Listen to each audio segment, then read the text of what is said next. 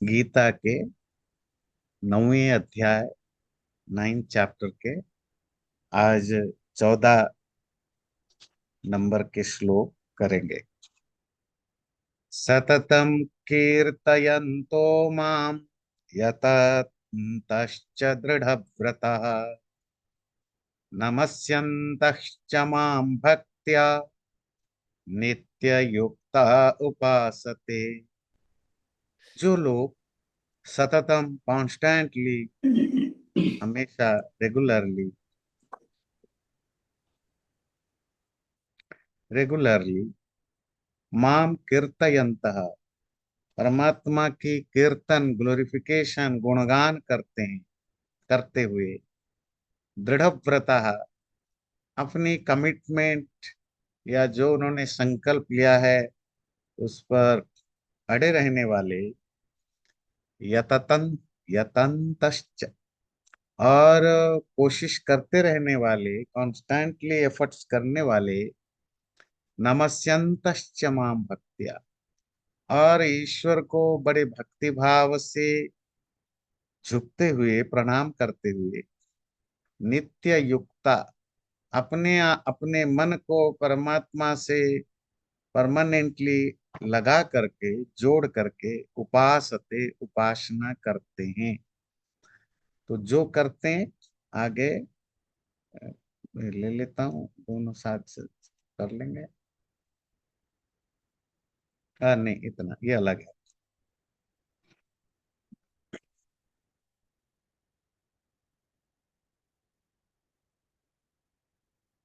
तो जो लोग ईश्वर की रेगुलरली ग्लोरी, देखिए भक्ति के, जब आप कहते हैं मैं भगवान की भक्ति करता हूँ तो क्या करता हूँ, कीर्तन करना। कीर्तन जो आजकल होता है उसको कीर्तन नहीं कहते। कीर्तन का अर्थ होता है गुणगान करना। इसी से बना कीर्ति। कीर्ति यश, किसी की फेम जिसको कहते हैं। कीर्ति किसको कहते हैं? फेम को, जिसके बारे में बहुत सारे लोग अच्छी अच्छी बातें करते हैं। अपोजिट है अपकीर्ति।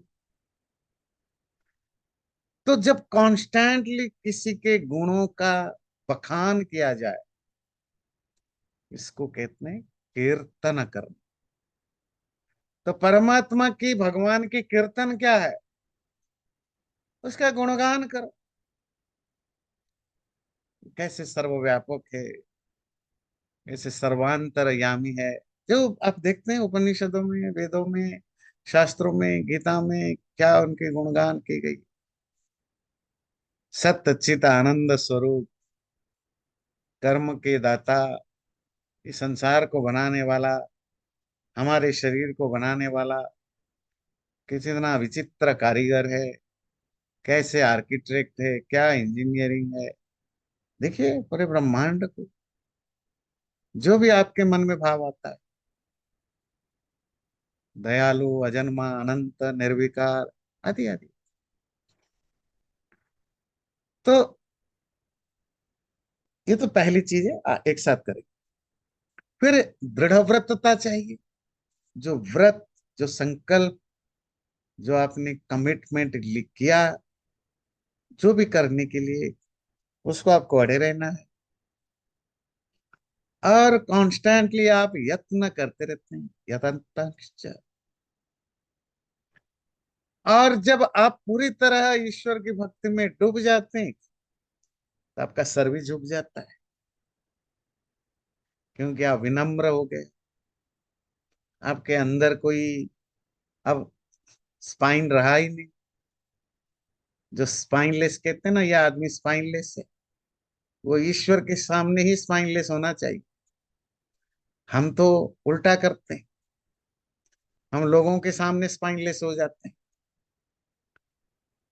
फायदा उठाने के लिए, और धर्म के नाम पर अकड़ के रहते हैं कि मैं महाभक्त हूँ, महाज्ञानी हूँ।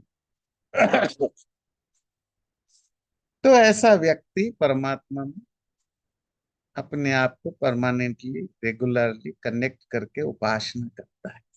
उपासना का एक तरह की डिस्क्रिप्शन है, वर्णन है, उपासना, ईश्वर की भक्ति करना, परमात्मा की।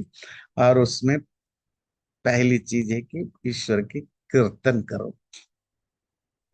कीर्तन क्यों करते हैं, ग्लोरिफिकेशन क्यों करते हैं किसी की? जेन्युइनली, मतलब ग्लोरिफिकेशन करना। आजकल तो हर चीज की एक मार्केटिंग भी हुए होता है ना।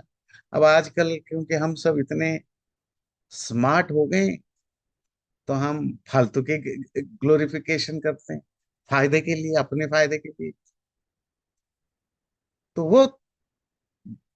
वो तो हुआ जी। आप अपनी सोशल रेपुटेशन चमकाने के लिए हर किसी की तारीफ करते फिरते हो, या आपको किसी से कुछ फायदा लेना है, या आपको किसी के गुड बुक में रहना है, इसीलिए आप ग्लोरीफाई करते रहते हो।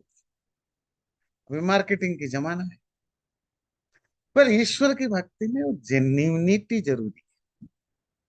वैसे तो आप किसी की भी तारीफ करो, आप एक बार किसी को उल्लू बना सकते हो, एक बार सबको बना सकते हो। वो है ना एक बड़ा इंटरेस्टिंग वो है।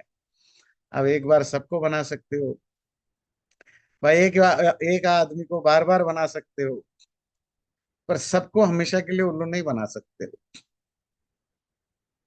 तो जिनको ये बीमारी है, बीमारी किस चीज की? हर किसी की तारीफ करनी, बिना मतलब के। पहुंच गए जी, तारीफ शुरू हो गई। जैसे निंदा करना एक बीमारी है, तो आजकल तारीफ करना भी एक बीमारी हो गई। They don't mean it. बस वो शुरू शुरू में चमचागिरी के लिए तारीफ करना शुरू की थी, अब ऐसी आदत पड़ गई कि वो कोई भी देखे जी तारीफ करने लग जाते हैं। तो शुरू शुरू में आदमी समझ नहीं पाता है, तो अच्छा लगता है। लगता है ये व्यक्ति मेरे अंदर की बिल्कुल छुपा हुआ टैलेंट पहचान लिया। आज तक तो कोई नहीं मुझे, मैं ऐसा हूं ये तो पत्नी ने भी कभी नहीं बोला, पति ने भी कभी नहीं बोला, बच्चों ने भी नहीं बोला। मैं जहाँ काम करता हूँ उन्होंने भी नहीं कहा कि मैं इतना अच्छा आदमी। ये आदमी है, असली पारखी है, सोनार है, तुझे पहचान लिया। तो खुशी से गदगद हो जाता हूँ। फिर दोबारा भी तारीफ किया। जब आप तीन चार बार वो आपको मिलने लगता है, आपको समझ में आता है ये कुछ खोट है, कुछ गड़बड़ है, यह आदमी मेरी असली तारीफ नहीं कर रहा है, ये अपनी तारीफ कर रहा है। मेरे तारीफ के नाम पर अपनी पॉइंट बना रहा है। वो तो एक अलग चीज है। और क्योंकि मार्केट, हर कोई मार्केट में घुसा चुका है, वो इंसानों की भी तारीफ करते हैं, भगवान की भी तारीफ करते हैं। पर जब आप जेन्युइनली किसी की तारीफ करते हो, आपको कोई खिलाड़ी पसंद है, आप किसी फिल्म स्टार के दीवाने हो, आप किसी धर्माचार्य के आपको पसंद है, आप किसी पॉलिटिकल लीडर आपका फेवरेट है, या वैसे ही रैंडमली कोई व्यक्ति आपको बहुत अच्छा लगता है, आपके रिलेटिव हैं, फ्रेंड हैं, तो आप उसके बारे में, उसके पीछे भी उसके आगे भी, आगे हो ना हो, आप जहां भी मिलते हैं, जहां मौका मिलता है, उसके बारे में आप अच्छी बातें करते हैं। कोई सामने वाला बुराई करे तो आप लड़ पड़ते हैं। मतलब कोई तेंदुलकर का फैन हो, अब उसके सामने कोई तेंदुलकर की बुराई कर दे, तो वो खुद ही गुस्से में आ जाता है। तो कोई मोदी का फैन है, तो कोई राहुल का फैन है, तो वो अपनी, जिसको वो पसंद करते हैं उनको ग्लोरीफाई करते हैं। और अगर कोई उसको बुरा कहे तो उनको वो बुरा लगता है। इसका मतलब है कि अगर जेन्युइनली आप करते हो तो आपको यही यही होगा। और ये सिम्टम होता है प्यार का, कि आप किसी व्यक्ति से जेन्युइनली प्यार करते हो। बात समझ में आती है? तो जब आप किसी की ग्लोरीफाई करते हो, जेन्युइनली करते हो, इसका मतलब है कि आपको वो चीज अच्छा लग रहा है, कोई भी हो। अगर आप टेररिज्म को भी पसंद करते हो, किसी टेररिस्ट को ग्लोरीफाई करते हो, इसका मतलब है कि आप अंदर से उसको, आपको वो अच्छा लग रहा है। तो उसमें तीन चीजें होती हैं, जिसको आप जितना ग्लोरीफाई करते जाओगे, आपका प्यार और बढ़ता जाएगा। दूसरा, उसके जो गुण हैं, जो बाकियों को पसंद आए ना आए, आपके अंदर ये एक तरह के भाव रहता है कि काश मेरे में भी वो कुछ गुण आ जाए। तो टेररिस्टों को प्यार करने वाले छोटे मोटे टेररिस्ट नहीं भी कर पाते हैं, तो टेररिस्ट बनने की ख्वाब रखते हैं।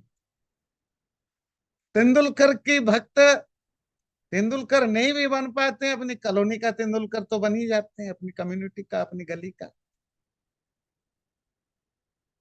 फिल्म स्टार के भक्त, वो अमिताभ, शाहरुख, वो बने न बने, उनके तरह बाल रखना, उनके तरह स्टाइल मार के चलना, उनके तरह कपड़े पहनना, क्योंकि वो आदत बन जाती है, क्योंकि आपका वो, आप इसको, आपका आइडियल है।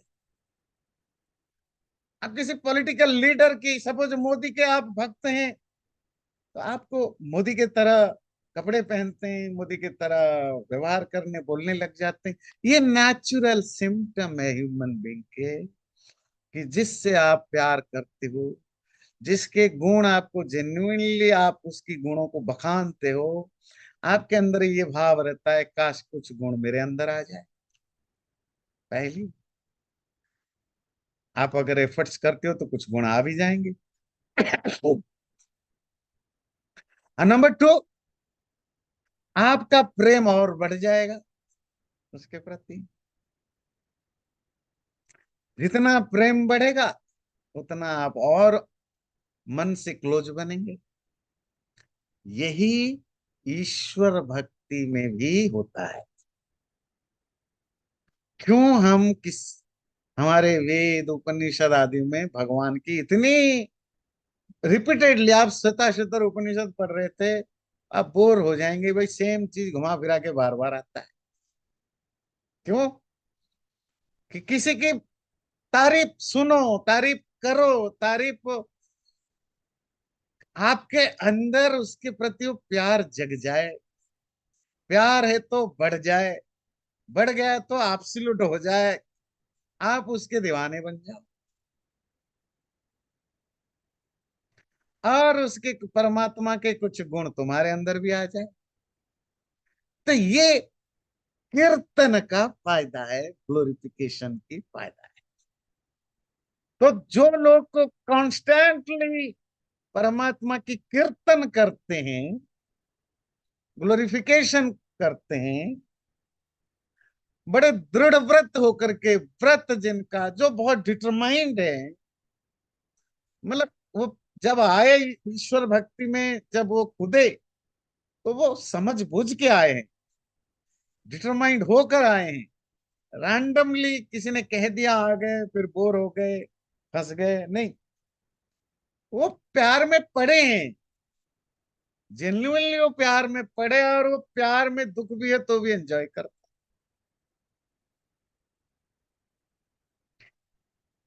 तो उसके लिए वो कोशिश करते रहते हैं। फिर जब आप भक्ति में डूब जाते हो ना, किसी के प्यार में डूब जाते हो, आपको पता है उसका रिजल्ट क्या होता है। आप किसी इंसान की प्यार में डूब जाओ, या ईश्वर के प्यार में डूब जाओ, पर अगर वो जेन्युइन प्यार है ना, तो उसके बहुत सारे रिजल्ट, फल होता है।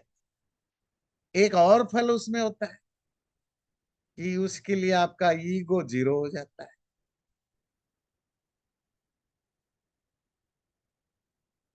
ना। तो जब आप टीन एज में, आपके बॉयफ्रेंड गर्लफ्रेंड जो भी आपका बने होंगे,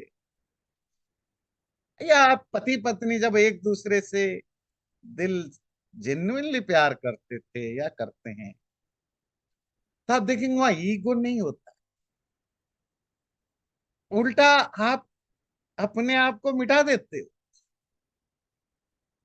ईगो वहां आता है जहां प्यार थोड़ी कम हो, जितना प्यार कम होगा उतना ईगो वहां बीच में आएगा। ये प्यार भक्ति, प्यार जब एक्सट्रीम होता है उसको भक्ति कहते हैं।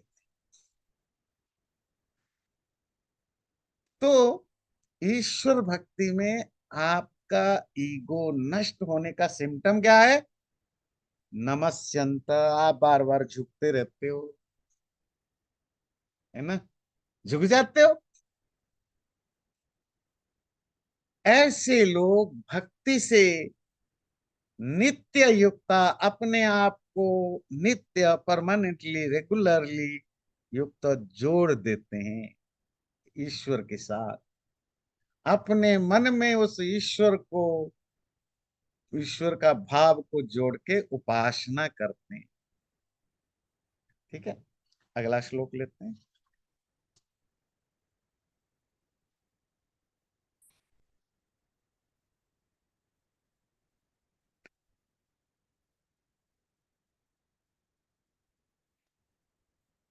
ज्ञान यज्ञेन चाप्यन्ये यजन्तो मामुपासते एकत्वेन पृथक्त्वेन बहुधा विश्वतो मुखम।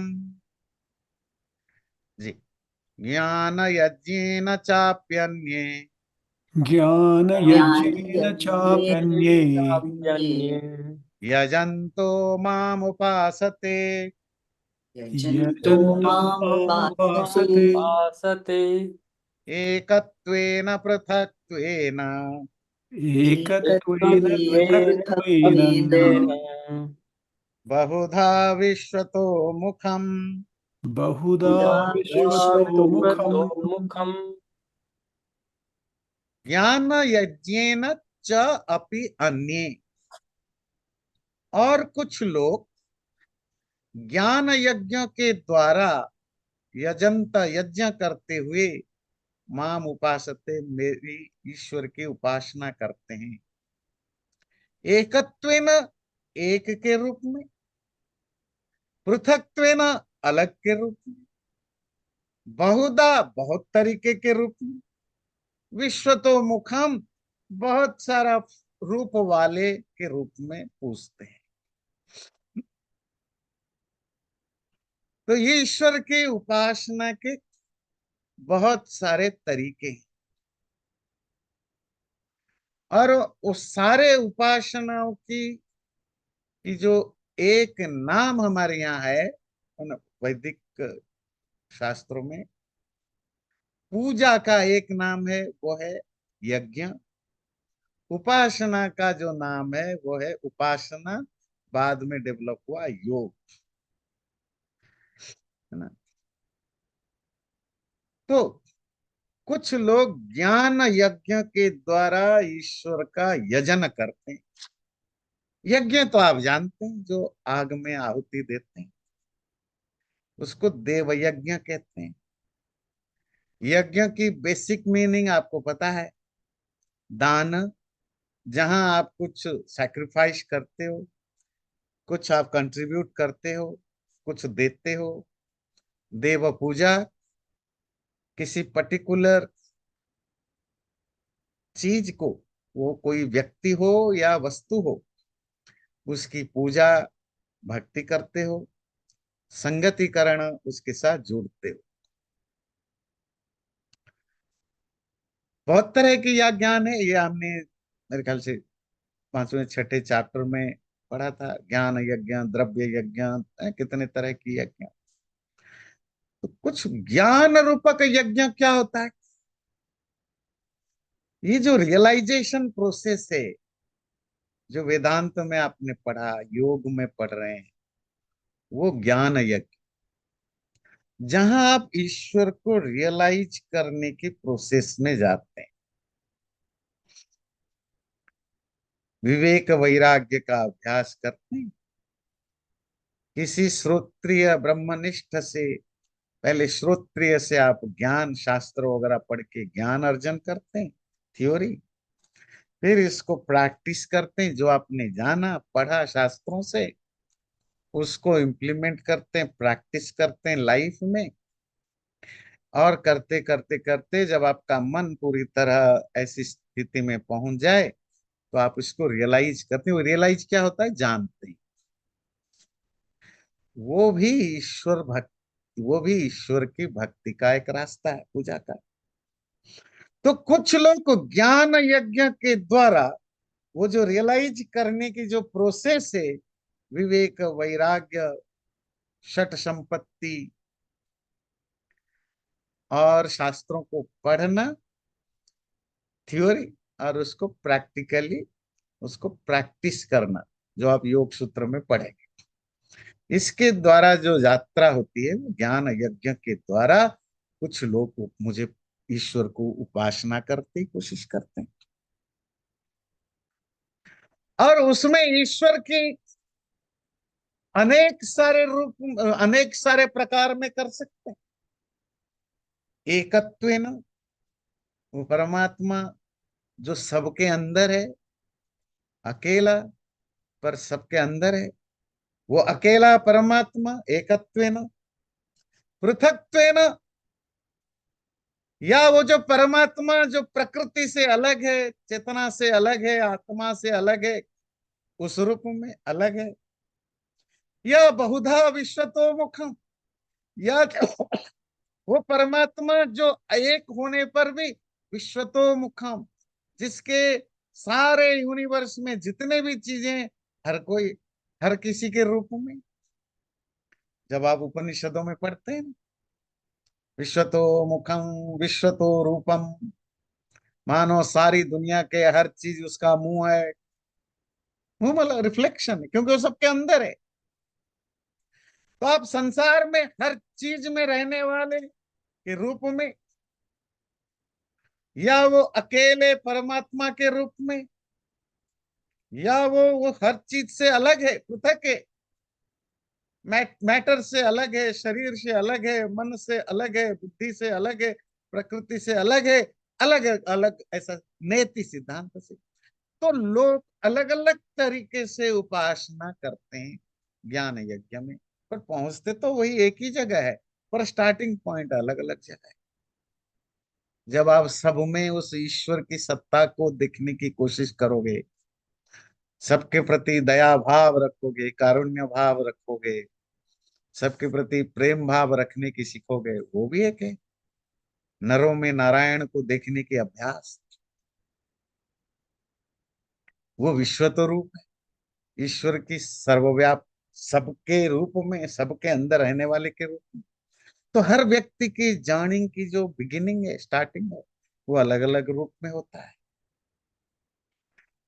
अहम क्रतुरहम यज्ञ स्वधाहम अहम औषधम मंत्रोहमहमेवाज्य महमग्निरहम हुतम। 15वें श्लोक में बोला कि लोग बहुत प्रकार के ईश्वर की उपासना कर सकते हैं, करते हैं। वो बहुत प्रकार क्या है? यूनिवर्सल फेस वाला वो परमात्मा क्या चीज है? ऑल फेस्ड गॉड क्या चीज होता है? अगले 2 4 10 श्लोकों में उसकी डिस्क्रिप्शन है। जब तुम भक्त को, भक्त देखे कि मैं ही क्रतु हूं, यज्ञ का एक रूप है, मैं ही यज्ञ हूं, वही ईश्वर स्वधा है। पितृयज्ञ करते हैं तो उसको स्वधा कहते हैं। वही औषध है, ग्रेन से। मंत्र भी वही।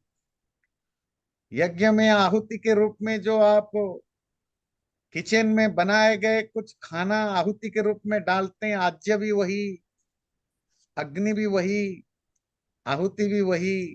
पहले पहले इतना ही समझते हैं। तो पहले यज्ञ को ले लेते हैं। वैसे तो यज्ञ 3 तरह की है, नित्य, नैमित्तिक और काम्य कर्म।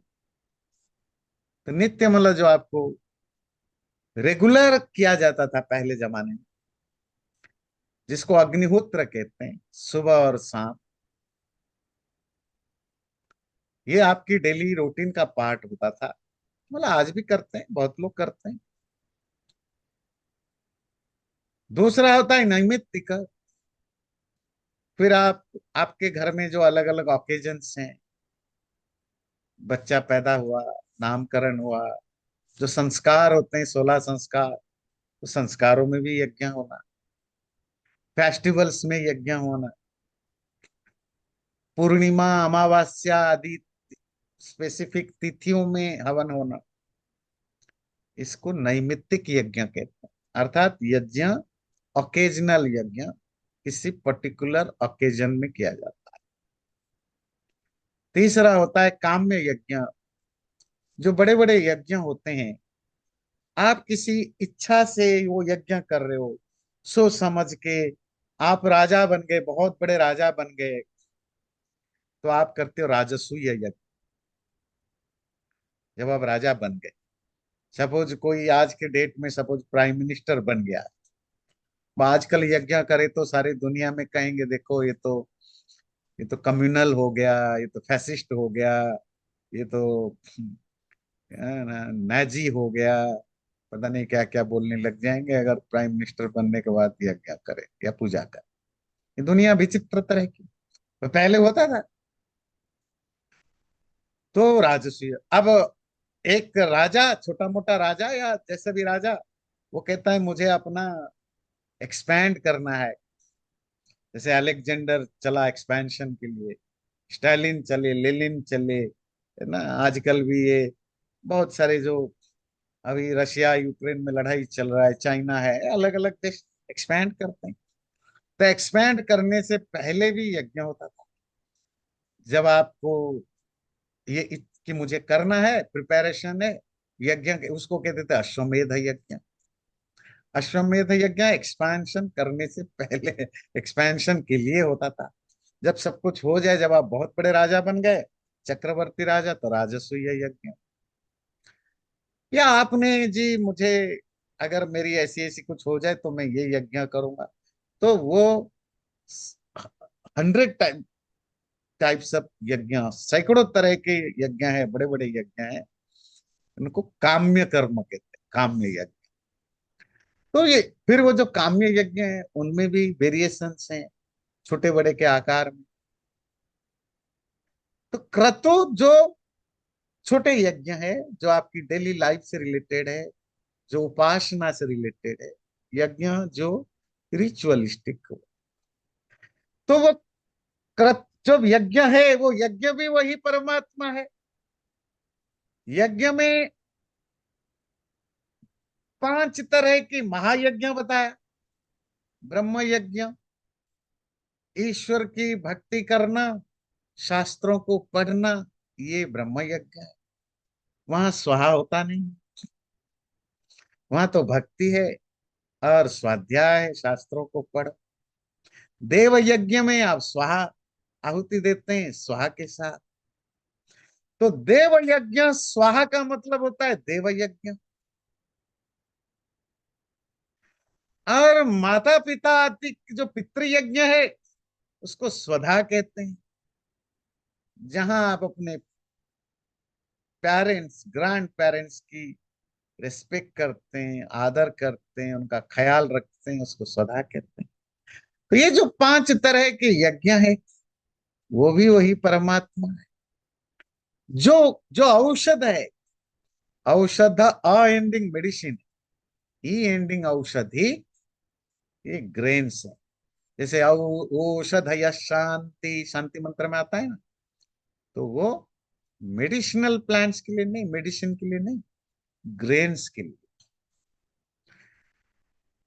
तो वो पर यहाँ औषध मेडिसिन क्यों? जो यज्ञ में जो सामग्री डाली जाती है, वो सब मेडिसिनल नेचर वाला। मंत्र अभी मैं ही हूं, मतलब ईश्वर ही मंत्र है। जो आप चरु के रूप में यज्ञ में, जो आप भात, मतलब चावल, हलवा, खिचड़ी, जो भी आहुति के रूप में डालते हो, घी, आज्य भी वही है, अग्नि भी वही है, जो आहुति की जो प्रोसेस है वो भी वही है। अच्छा, इसी से मिलता जुलता मंत्र उपनिषदों में भी आता है कि जब आप हर वो चीज में उस परम, हर वो चीज वो परमात्मा, हर एक के अंदर परमात्मा है, वो जैसे वो पुराणों की कहानियों में, मुझे सबसे जो फेवरेट कहानी में बहुत बार बोलता हूँ ना, वो ध्रुव की कहानी है ना। तो वो जंगल जाता है ना, अपने बाप, उसका पिता प्यार तो करता है, पर पिता अपनी दूसरी पत्नी के कारण ध्रुव को प्यार नहीं करता। वो मंत्री लोग भी समझ जाते हैं कि भाई ध्रुव अगर पास आए उसको लाने नहीं देना, क्योंकि जो नई रानी है उसको पसंद नहीं है। तो ध्रुव रोता है, humiliation होता था। तो माँ को पूछा कि मुझे तो कोई प्यार ही नहीं करता, मैं क्या इतना खराब? ना राजा प्यार करते, ना मेरा भाई तानपाद जो उसका स्टेप ब्रदर है वो भी नहीं प्यार, वो भी मुझे मार काट गालियां देता है। ये मंत्री सेनापति मुझे कोई नहीं प्यार करता है, नौकर चाकर, क्योंकि सब डरे रहते हैं।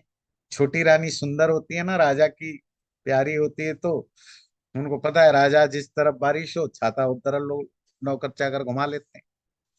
बड़ी रानी को पूछते नहीं है। हमने वहां रामायण में भी देखा, कौशल्या ने यही बोला था।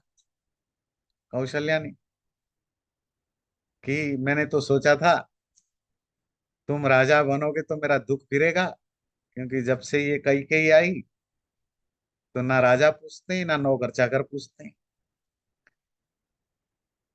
क्यों? सब कैकेयी के पीछे पड़े हैं। बड़े ह्यूमिलिएशन से जीता। तो उसने माँ को पूछा, मुझे कोई प्यार नहीं करता है। माँ ने बोला, ऐसा नहीं बेटे, मैं तो प्यार करती हूँ ना, तुम तो करती हो, तो तुम्हारे अलावा और तो कोई नहीं करता? नहीं करते, भगवान करते हैं। जब कोई और भी कोई करता है, हाँ जी भगवान करते हैं। इनको छोड़ो, भगवान तो सबसे बड़ा राजा है जो मैं मिलूंगा, क्योंकि वो बच्चा बेचारा डिप्रेस्ड है, उसको कोई प्यार नहीं करता, ये कहाँ मिलेगा? वो तो भगवान तो सब जगह है, कहाँ मिलेगा? तो उसको पता है, तो नहीं मुझे उससे मिलना है। बेटा ऐसे थोड़े ही मिलेगा, कैसे मिलेगा? जी उसकी भक्ति करनी होती है, ध्यान करना होता है, तब मिलता है। तो माँ ठीक से आंसर नहीं दे पाई, बोले जंगलों में जाते हैं ऋषि मुनि वगैरह तपस्या करते हैं तब मिलता है। तो एक दिन वो बच्चा मुझे कोई प्यार करता है सोच के ना, देखो ये ध्यान रखना, जब छोटे बच्चों को लगे कि माँ बाप प्यार नहीं करते हैं किसी भी कारण से, तो कोई पड़ोस का अंकल भी उसको टॉफी दे के भगा के ले सकता है। और होता भी है। बहुत सारे बच्चे भाग जाते हैं किसी किडनैपर के हाथ में, इधर हाथ में, क्योंकि उसको लगता है घर से ज्यादा प्यार ये दे रहा है। कोई टॉफी दे दिया, प्यार से बोल दिया दो चार बार, ये अंकल सबसे अच्छे हैं, ये आंटी सबसे अच्छी है। वो भाग गया जंगलों में, हर जाके घुमा फिरा, इधर उधर पूछा, छोटा बच्चा था, तपस्या की। फिर तपस्या के बाद जो उठा तो उसको सब जगह विष्णु शब्द आता है ना, विष्णु दिखाई दिए परमात्मा। हाथी में भी, शेर में भी, बाघ में भी, भालू में भी, पत्ते में भी, पेड़ में भी, जिसको देखे वो उसको विष्णु दिखाई दे। तो ये कहानी मतलब आप वही है कि वही, वो पेड़ भी, पौधा भी, घोड़ा भी, हाथी भी, यज्ञ के हर चीज वही परमात्मा। ये जो विश्वतो रूप वाला, आगे की अगला श्लोक भी उसी से रिलेटेड ही है। पिता हमस्य जगतो, माता धाता पितामह, वेद्यम पवित्रम ओंकार, ऋक्साम यजुरेव च। वो परमात्मा ही पिता है जगत का, वही माता है माँ, वही धाता है सपोर्ट, मेंटेन करने वाला। अगर पिता का भी पिता कोई है, ग्रैंड पेरेंट, पितामह भी वही है। वही वेद्य है, जानने लायक, वही जानने लायक है। और वो जानने लायक क्या है? पवित्र ओंकार। वो जो सैक्रेड ओंकार है, पवित्र ओम ध्वनि, ओम साउंड भी वही है।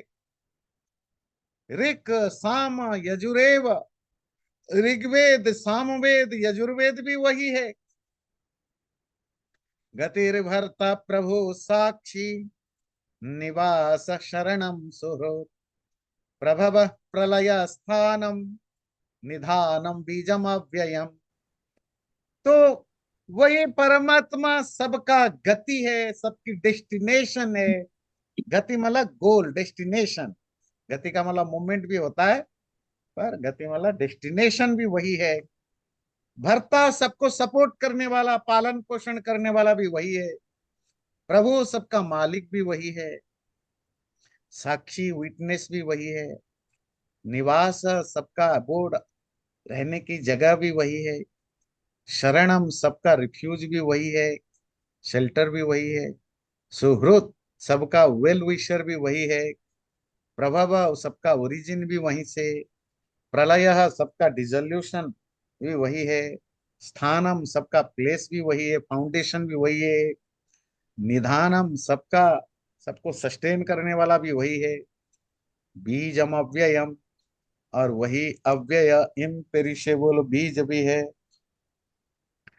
तो ये जो 8-10 श्लोक आपको मिलेगा और आगे भी मिलेगा, या 10-15 जो भी, ये वो तो बहुत एक एक चीज डिटेल में बताया, पर इन सबका जो जो सार है, ये जो उन्होंने शब्द किया विश्वतो मुखम। कुछ लोग मुझे विश्वतो मुख, ऑल फेस वाला समझ के पूछते हैं या भक्ति करते हैं। वो क्या है कि जो कुछ भी संसार में है सब कुछ मैं हूं।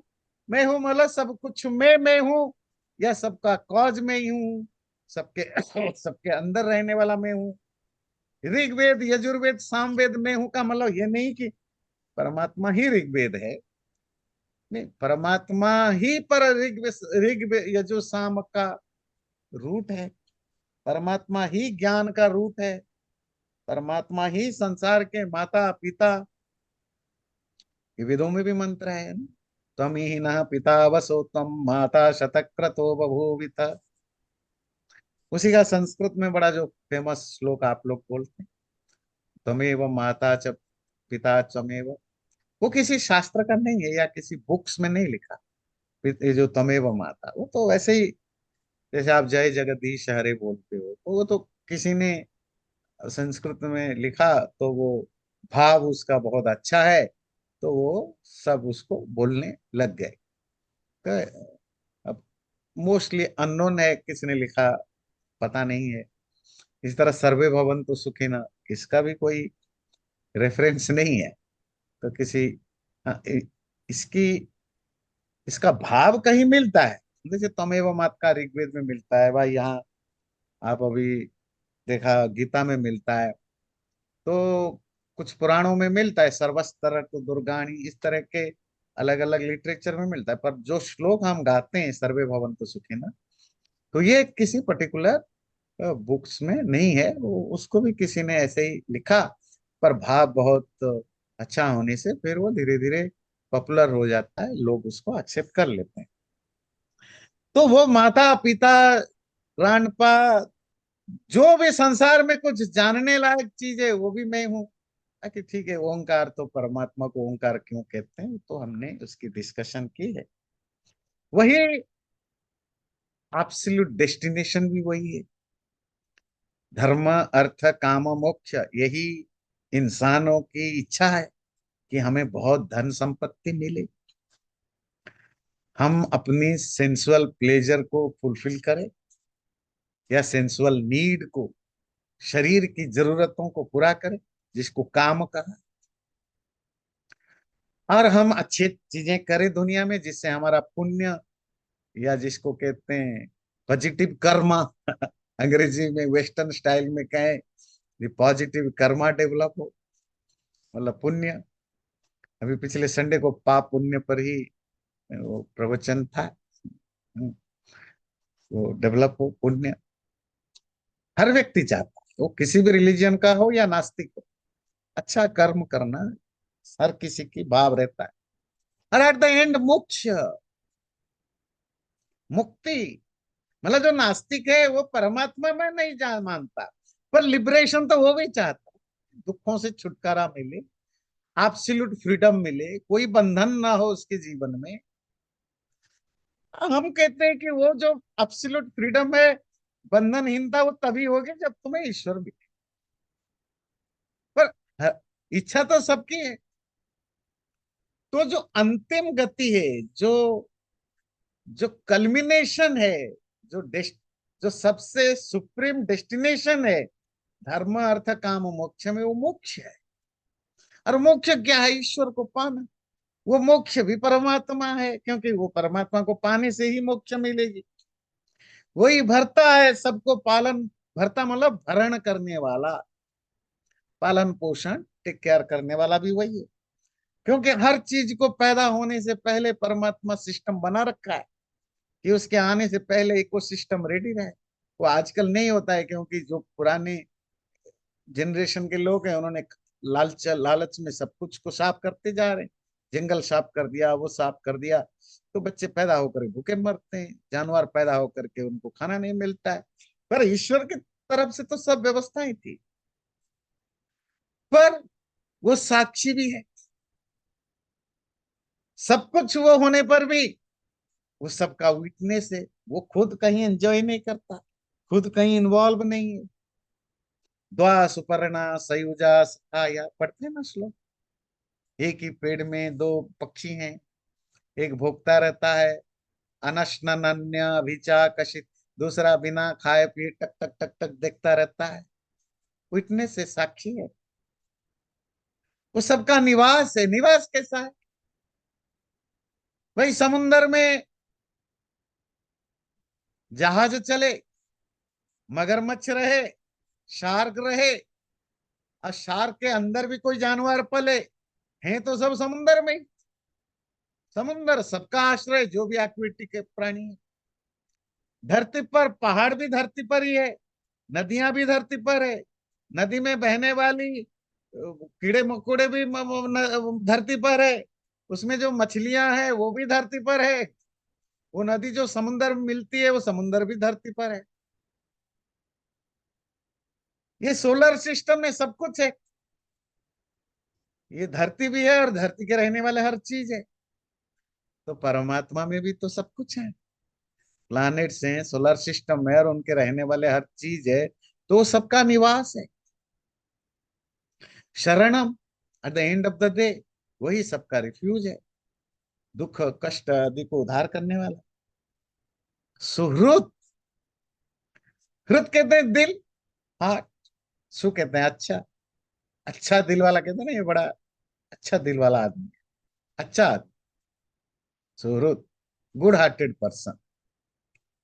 संसुहृद का एक्चुअली जो हम यूज करते हैं संस्कृत में, सुहृद यूज करते हैं दोस्त, फ्रेंड। तो फ्रेंड के बहुत सारे कैटेगरी होते हैं, मित्र, सखा, बंधु, बहुत सारे वर्ड हैं संस्कृत, सबकी मीनिंग अलग अलग है। सुहृद सबसे रेयर होता है, और हर किसी को सुहृद मिलता भी नहीं है, क्योंकि वो डोंट डिजर्व सम टाइम सुहृद। भाई जिस व्यक्ति को तारीफ पसंद हो उसको सुहृद नहीं मिलेगा। वेल विशर तो आपको बोलेगा भाई ये आप गलत कर रहे हो, ये सही कर रहे हो, ये गलत कर रहे हो, क्योंकि वो वेल विशर है और हमें पसंद नहीं। इसीलिए ज्यादातर लोगों को जीवन में दोस्त नहीं मिलते हैं, वेल विशर धोखा मिलता है। क्यों धोखा मिलता है दोस्तों के नाम पर? इसीलिए नहीं कि दोस्त धोखाबाज हैं, क्योंकि तुम्हें सही दोस्त पसंद नहीं आते थे। तुमने ही चूज किया अपना दोस्त, तुमने ऐसे ही दोस्त लोगों को दोस्त माना जो धोखा देते हैं। ये उसकी पर्सनालिटी ट्रेट है। तुम्हें वो चाहिए था जो तुम्हारी तारीफ करे, तुम्हारे सुख में तुम्हारे साथ नाचे गाए, और दुख के समय भाग जाए। तो सुहृद वेल विशर को कहते हैं। जैसे माँ बाप भी सुहृद हैं, कम पसंद आते हैं, पर वो सबसे बड़े वेल विशर है। तो परमात्मा भी वेल विशर है सबका। आपके साथ जो बुराई हो रही है उसके पीछे भी कोई राज है ना? वेल विशर है। इसीलिए जैसे जैसे आपकी स्पिरिचुअल जर्निंग बढ़ती है, तो अंदर एक भाव क्या पता है बढ़ता है कि जो भी हो रहा है ईश्वर की कृपा से हो रही है, सब अच्छा ही है। ये ये आजकल लोग बोलते हैं, ये बोलने की चीज नहीं, ये कन्विक्शन से आता है। टाइम नहीं। एक स्टोरी आपने सुना होगा वैसे तो, वो राजा वाली, ईश्वर जो करता है अच्छे के लिए। कभी कभी कोई स्टोरी में 10 बार सुनाता हूँ पर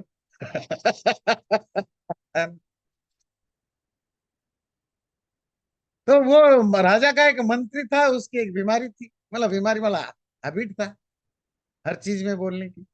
जो भगवान जो करता है वो अच्छाई के लिए ही करता है, तो ये बार बार बोलता था। तो एक बार राजा कहीं शिकार में गए थे और उनकी अंगुली कट गई। उन्होंने आकर बोला सभा में, ये देखो शिकार में गया था, ऐसे ऐसे हुआ और अंगुली कट गई। और वो मंत्री के मुंह से निकल गया, भगवान जो करता है अच्छे के लिए ही करता है। राजा को गुस्सा आया, अरे मेरे अंगुली कट गई, तुझे खुशी हो रही है, निकालो इसको। इसको निकाल दिया राजसभा से। वो राजा का सबसे प्यारा था, सबके अजीब, मतलब सबसे क्लोजेस्ट फ्रेंड था, मंत्री था।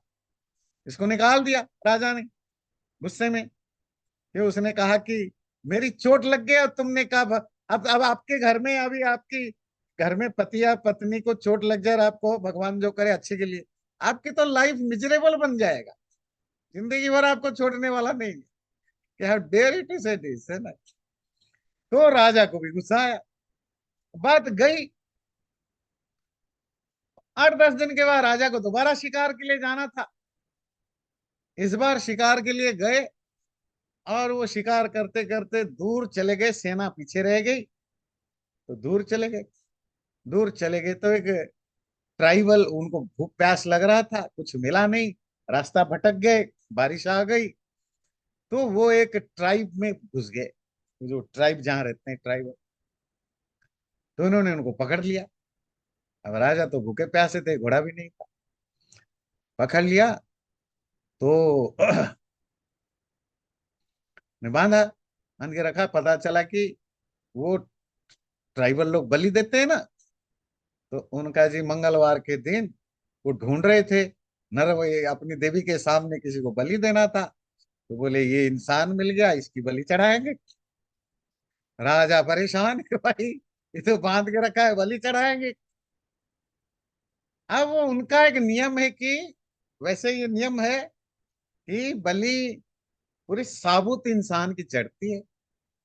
साबुत समझते हैं, जो होल हो, जिसमें कोई डेफिशिएंसी ना हो, कोई बीमारी ना हो, कोई घाव ना हो, कोई अंग कटा हुआ ना हो। तो उन्होंने जब बलि चढ़ाने के दिन सुबह या उससे रात को जब चेकिंग हुई उसकी बॉडी की, पता चला उसकी अंगुली कटी हुई है। बोले थे तो अनफिट है, इसकी बलि नहीं चढ़ेगी। इसको छोड़ दिया। राजा अपना भगवान के नाम लेकर आया और मन ही मन सोचा, वो बड़ा दोस्त मंत्री तो बड़ा सही कह रहा था भाई, भगवान जो करता है अच्छे के लिए करता है। तो वो राजभवन आया, आ करके बुलाया अपनी पुराने दोस्त मंत्री को। बोला भाई सॉरी, तुमने सही बोला था, मेरी अंगुली कटी तो आज अगर मेरी जिंदा बचा तो वो अंगुली कटने के कारण बचा, नहीं तो मैं मारा जाता। तो मंत्री ने हंसा, पर राजा ने बोला अच्छा चलो बताओ, मैंने तुम्हें माफ कर दी, तुम्हारे साथ तो मैंने बुरा किया, तुम्हें जेल में डाल दिया, तो तुम्हारे साथ भगवान ने क्या अच्छा किया? बोले मेरा भी अच्छा किया भगवान ने। बोले क्या? अगर जेल में नहीं डालते तो मैं आपके साथ जाता। और आपके साथ जाता, मेरा तो कोई हाथ पैर कटा नहीं था, तो मेरी बलि चढ़ती। तो मैं जेल में रह गया तो बच गया। तो स्टोरी फनी है, पर तब भी हम सबके लाइफ में जब क्राइसिस आते हैं ना, उनमें बहुत सारे क्राइसिस हैं जो हमारे आगे की ग्रोथ का कारण बनते हैं, लाइफ बदल जाती है, आदि आदि आदि। तो सुहृत में कंक्लूड करो, सुहृत। जी नियति जी कुछ कह रहे थे, मैं फिर अगला श्लोक। गुरुजी, बहुत अच्छा ज्ञानेश्वरी में एक श्लोक है इसी अर्थ का, कि जैसे सूर्य प्रतिबिंबित होता है, वो एक नाला हो, गंदा नाला, नाला हो या समुंदर हो या नदी हो, उसमें सिमिलरली वो प्रतिबिंबित होता है। वैसे ही परमात्मा कीड़े से लेके मनुष्य या किसी बड़े जीव तक इक्वली और उसमें भाग लिए बगैर, जैसे अभी आपने कहा, बिना अटैच्ड हुए सुर- सब में वो समाया हुआ। और सुरुत होके वो उसके साथ रहता। बिल्कुल बिल्कुल। बड़ा खूबसूरत मेटाफोर देखिए। बोले जो सूरज की रोशनी वो गंदे नाली में भी पड़ती है, वो कीचड़ में भी होता है, खूबसूरत फूलों में भी है, बीमार पर भी, स्वस्थ पर भी है, सब पर होती है। सब प्रकाशित होते हैं, सब प्रकाश है। पर सबका प्रकाश उसी का ही प्रकाश है, सूरज का प्रकाश है। और वो प्रकाश किसी से अटैच नहीं है, उसको जब जाना है तो अपने आप निकल जाता है। बिल्कुल बढ़िया। इसी तरह ईश्वर है। तो ये सूरज के बाद जो अगला लाइन है, प्रभव प्रलय, वही संसार की सृष्टि का कारण भी वही, प्रलय का कारण भी वही, सबका फाउंडेशन भी, लोकेशन भी वही, सबकी निधान, सबका सस्टेनर भी वही, सारे संसार का जो, सारे दुनिया का जो मूल है वो वही परमात्मा है। तपाम्यहमहं वर्षम निगृह्णामि उत्सृजामि च अमृतं चैव मृत्युश्च सदसच्चाहम अर्जुन। ये जो बारिश, जो जो जो सूरज और चांद या तारे जो तपा रहे हैं, गर्मी दे रहे हैं, वो भी मैं ही हूं, मतलब ईश्वर। अहम वर्षम, मैं, ईश्वर ही बारिश करा रहा है। निगृह्णामि, बारिश को रोक रहा है। उत्सृजामि, बारिश छोड़ भी रहा है।